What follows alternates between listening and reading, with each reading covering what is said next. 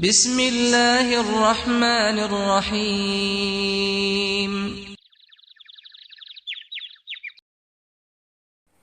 لبیک اللہم لبیک لبیک لا شریک لک لبیک ان الحمد والنعمت لک والملک لا شریک لک۔ السلام علیکم ورحمۃ اللہ وبرکاتہ۔ امید ہے آپ سبھی لوگ خیر و عافیت کے ساتھ ہوں گے۔ میں دعا کرتا ہوں اللہ سے کہ آپ جہاں بھی رہیں اللہ تعالیٰ آپ کو اپنے حفظ و امان میں رکھے۔ میں ہوں حافظ محمد ناطق سلام اور آپ دیکھ رہے ہیں یوٹیوب چینل دینی گارڈن۔ ناظرین، حج کے تعلق سے میرے تمام ویڈیوز ماشاءاللہ آپ دلچسپی کے ساتھ دیکھ رہے ہیں۔ آپ اس لیے دیکھ رہے ہیں کہ آپ حج کے تعلق سے تمام باتیں آپ جان سکیں اور عمرہ اور حج کیسے کرنا ہے اس کی پوری طرح سے ٹریننگ لے لیں، تمام مسائل سے واقفیت ہو جائیں۔ اس لیے ماشاءاللہ آپ کے اندر جذبہ پیدا ہو گیا ہے اور آپ بڑے شوق سے دیکھ رہے ہیں۔ میں اللہ سے دعا کرتا ہوں کہ اللہ تعالیٰ آپ کے تمام عبادات کو قبول فرمائے، آپ کے عمرہ کو قبول فرمائے، آپ کے حج کو قبول فرمائے اور حج مبرور عطا فرمائے۔ ناظرین، میں آپ کے سامنے آج کچھ نئی باتیں لے کر حاضر ہوا ہوں۔ آپ کا سفر مکہ مکرمہ اور مدینہ منورہ ہے، اسی کے تعلق سے کچھ باتیں آپ کے سامنے لے کر آیا ہوں، جس میں کچھ پہاڑ کا ذکر کروں گا اور حدود حرم کا ذکر کروں گا۔ اس کے علاوہ اور بھی بہت ساری چیزیں ہیں۔ اللہ تعالیٰ سے دعا کرتا ہوں کہ آپ کے لیے مفید باتیں میرے زبان سے نکلے تاکہ آپ اس سے فائدہ حاصل کر سکیں۔ ناظرین، میں نے اپنے پچھلے ویڈیوز میں کہیں پر میں نے ذکر کیا ہے تنعیم کے بارے میں۔ تنعیم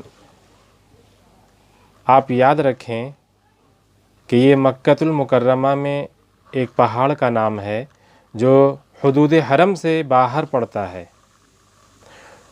حجۃ الوداع کے موقع پر حضرت عائشہ رضی اللہ عنہ کو ان کے بھائی حضرت عبد الرحمن ابن ابو بکر رضی اللہ عنہ کے ساتھ عمرہ کا احرام باندھنے کے لیے اس پہاڑ کے دامن میں بھیجا تھا، اور جہاں حضرت عائشہ رضی اللہ عنہ نے احرام باندھا تھا وہاں اس وقت ایک عالیشان مسجد بنی ہوئی ہے جو مسجد عائشہ کے نام سے مشہور ہے۔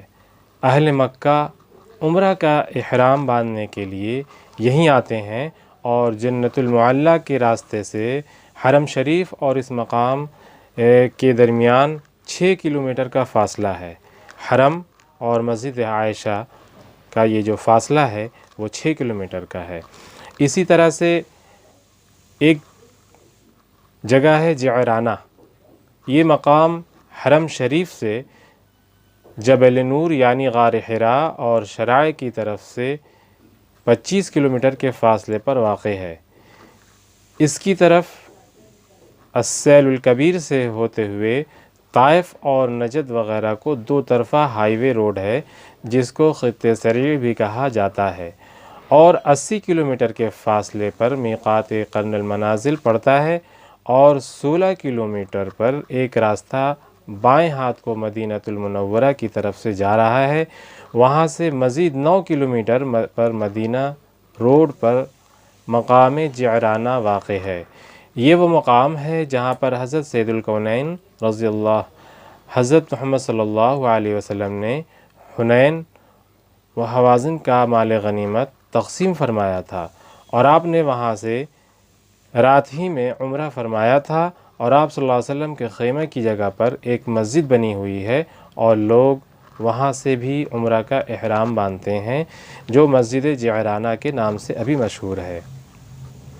میں نے ذکر کیا تھا حج کے ایک پارٹ میں جمرات، میں نے آپ کو کہا تھا یاد رکھنے کے لیے کہ جب جمرات میں کہوں تو آپ یہ سمجھیں کہ جمرات یعنی کہ شیطان، یعنی وہ پیلر جس پر ہمیں کنکڑیاں مارنا ہے۔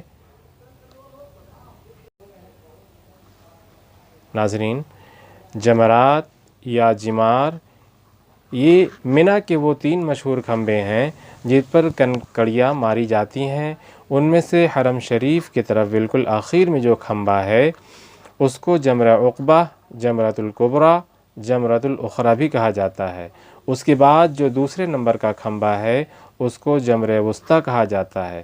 اس کے بعد مسجد خیف سے قریب جو کھمبا ہے اس کو جمرہ اولیٰ کہا جاتا ہے۔ ناظرین، جنت المعلیٰ کا ذکر کیا تھا۔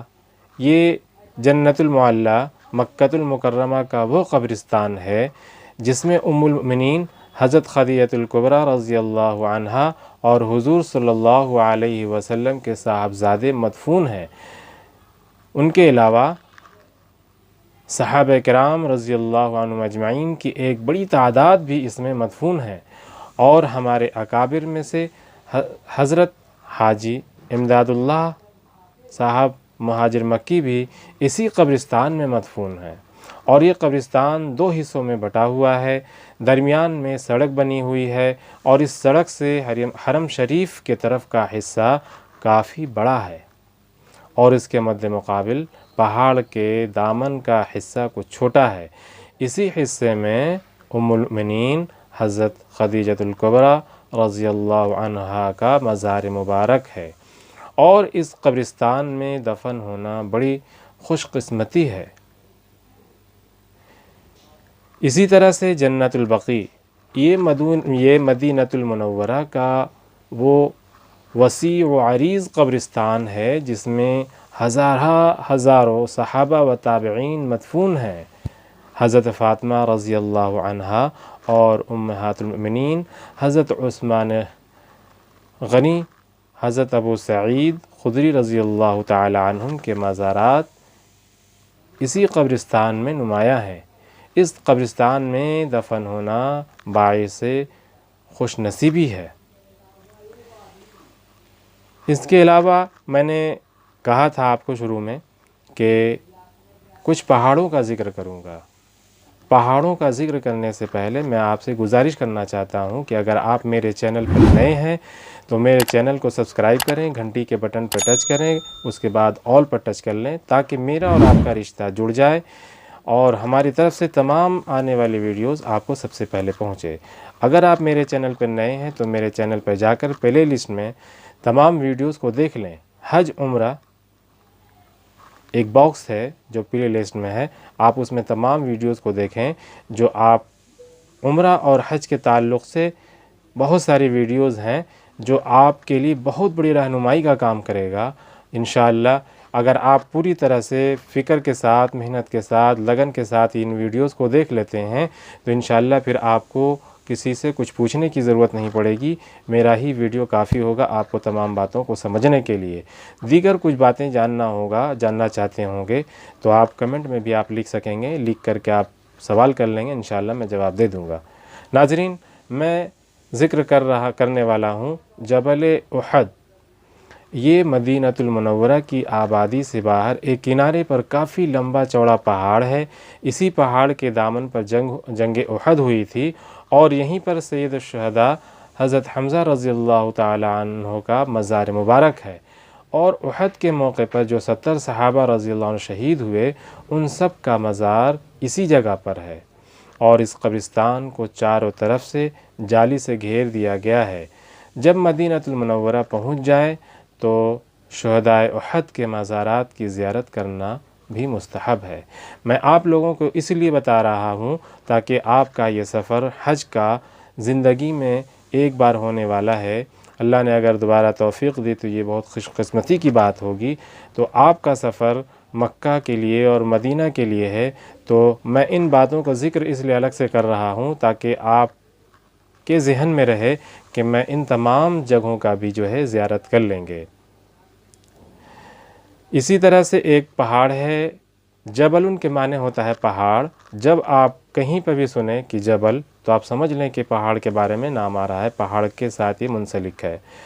جبل ابو قبیس یہ مکۃ المکرمہ میں مسجد حرم سے متصل حجر اسود کے جانب بہت بڑا پہاڑ ہے۔ صفا پہاڑی جبل ابو قبیس ہے کے دامن پر ایک چھوٹی سی پہاڑی ہے، اور جبل ابو قبیس کے اوپر اس وقت شاہی خاندان کے مکانات بنے ہوئے ہیں۔ اللہ تعالیٰ نے دنیا کے پہاڑوں میں سب سے پہلے اسی پہاڑ کو پیدا فرمایا تھا۔ طوفان نوح علیہ السلام کے بعد اس پہاڑ پر سب سے پہلے ایک شخص ابو قبیس نامی نے مکان بنایا تھا، اس لیے اس کا نام جبل ابو قبیس پڑ گیا تھا۔ اسی طرح ایک پہاڑ ہے جبل رحمت، یہ میدان عرفات کے درمیان ایک چھوٹی سی پہاڑی ہے، وہاں جا کر 2 رکعت نماز پڑھ کر دعائیں مانگنا باعث قبولیت ہے۔ عرفات کے دن اس پہاڑ پر بہت بھیڑ ہوتی ہے، اس لیے کمزور لوگوں کو اس پر چڑھنے کی کوشش نہیں کرنی چاہیے۔ بھیڑ میں جان جانے کا خطرہ ہو جاتا ہے، اور حج میں اسی سے بھگدڑ مچ جاتی ہے، اور پھر ایک کی وجہ کر ہزاروں کو جو ہے نقصان اٹھانا پڑتا ہے۔ اس لیے میں زیادہ عمر کے لوگوں سے گزارش کروں گا کہ آپ اس دن جبل رحمت پر عرفات کے میدان میں عرفات کے دن وقوف عرفہ کے دوران آپ اس پر نہ چڑھیں تو بہتر ہوگا۔ ناظرین، ایک پہاڑ ہے جبل قزح، یہ میدان مزدلفہ میں ایک چھوٹی سی پہاڑی ہے جس کے دامن پر مسجد مشعر حرام بنی ہوئی ہے، اور اس پہاڑ کے آثار معمولی درجہ کے باقی ہیں۔ جب عرفات سے مزدلفہ کو چلیں گے تو دائیں بائیں اونچے اونچے 2 پہاڑ ہیں، جو دونوں پہاڑی کے درمیان سے گزریں گے تو پہاڑ کا حصہ ختم ہو جانے کے بعد مزدلفہ کا حصہ شروع ہو جاتا ہے، اور سامنے ہی جبل قزح اور مسجد مشعر حرام نظر آئے گی۔ جبل ثبیر کے بارے میں ترمذی 180، ابو داؤد 268، ابن ماجہ 217 میں حدیث شریف مذکور ہے کہ مشرکین مزدلفہ سے اس وقت تک منی کے لیے روانہ نہیں ہوتے تھے جب تک جبل ثبیر پر سورج کی روشنی چمکتی ہوئی دکھائی نہ دیتی تھی، اور اس حدیث کے تحت ترمذی اور ابن ماجہ کے حاشیہ میں اور بذل المجہود قدیم 169/3 میں نقل کیا گیا کہ جبل ثبیر وہ طویل عریض پہاڑ ہے جو مزدلفہ سے منی کے آخر تک پھیلا ہوا ہے، اور مزدلفہ سے منی کو جاتے ہوئے بائیں ہاتھ کو واقع ہے، اور اس نام سے 5 پہاڑ مکہ مکرمہ میں موجود ہیں۔ اور التاریخ القویم میں جبل ثبیر کے بارے میں کافی تفصیلی بحث ہے، اور اس میں اس کے صراحت ہے کہ مکۃ المکرمہ میں جبل ثبیر کے نام سے 7 پہاڑ ہیں۔ ناظرین، اور ان 7 پہاڑوں میں سے 3 پہاڑ زیادہ قابل ذکر ہیں۔ سبیر النسع، یہ وہ طویل و عریض اور مشہور ترین پہاڑ ہے جو مزدلفہ سے پورا منی عبور کر کے جمرہ عقبہ سے آگے تک پھیلا ہوا ہے، اور اس پہاڑ کی ایک جانب پورا منی پھیلا ہوا ہے اور دوسری جانب عزیزیہ کا پورا علاقہ پھیلا ہوا ہے، اور یہی وہ پہاڑ ہے جس کے بارے میں حدیث کی کتابوں میں مشرکین کا واقعہ منقول ہے کہ مشرکین مزدلفہ سے منی کے لیے اس وقت تک روانہ نہیں ہوتے تھے جب تک اس پہاڑ پر سورج کی روشنی چمکتی ہوئی دکھائی نہیں دیتی تھی، اور شدت سے انتظار میں کہتے تھے اشرق سبیر، اے سبیر جلد روشن ہو جا تاکہ ہم روانہ ہو جائیں۔ دوسرا قابل ذکر پہاڑ سبیر الاصبرہ ہے، اور تیسرا قابل ذکر پہاڑ سبیر الاحدب ہے، اور سبیر الاصبرہ اور سبیر الاحدب دونوں منی میں واقع ہیں اور ایک دوسرے سے جڑے ہوئے ہیں، اور دونوں کے جائے وقوع اس طرح سے ہے کہ جب منی سے مزدلفہ اور عرفات کی طرف جانے لگے تو بائیں ہاتھ کو پڑیں گے، اور دونوں کے بارے میں صراحت ہے کہ مسجد خیف کے مقابل اور مخالف جانب میں واقع ہیں۔ جب آپ جمرات کے پاس سے مزدلفہ اور عرفات کے طرف منی کی طرف منہ کر کے چلیں گے تو آپ کے بائیں ہاتھ کو یہ دونوں پہاڑیں پڑیں گے، اور دائیں ہاتھ کو مسجد خیف اور سب النساء پڑھیں گے۔ اور سبیل الازبرہ پر جب سورج کی روشنی چمکنے لگے تو 9 ذی الحجہ کو حجاج کرام کے لیے مناسک عرفات کے لیے روانہ ہو جانا مستحب ہے۔ اور سبیل الاحدب وہ مبارک پہاڑ ہے اس کے دامن پر حضرت اسماعیل علیہ السلام کو ذبح کرتے ہوئے آسمان سے مینڈھا نازل ہوا تھا، اور یہ خیف کے بالکل مقابل پر واقع ہے اور کافی اونچا پہاڑ ہے۔ اور سبیل الاعرج اور سبیل غنیہ بھی منی کے آس پاس میں واقع 2 پہاڑ ہیں، اور سبیل الخضراء حرم شریف سے جنت المعلیٰ کے راستے سے منی کو جاتے ہوئے راستے میں واقع ہیں۔ اور سبیل الزنجب مکہ مکرمہ میں شبیکیہ کی طرف ایک پہاڑ ہے، اور اس کے آس پاس میں سوڈان کے لوگ قیام کرتے ہیں۔ ناظرین، میں سوچ رہا ہوں کہ زیادہ لمبا ویڈیو نہ بناؤں تاکہ آپ کو دیکھنے میں پریشانی نہ ہو۔ چند باتیں میں آپ کے سامنے لے کر تھوڑی باتوں کو حاضر ہوا کروں گا۔ ناظرین، آج کے لیے اتنا ہی ہے۔ اگر آپ میرے چینل پر نئے ہیں تو چینل کو سبسکرائب کر لیں، اور اپنے تمام جان پہچان والوں کو جو حج میں جا رہے ہیں یا نہیں جا رہے ہیں، ان تمام لوگوں کو یہ ویڈیو شیئر کر دیں تاکہ ان کو بھی ان طرح کے معلومات حاصل ہو جائیں۔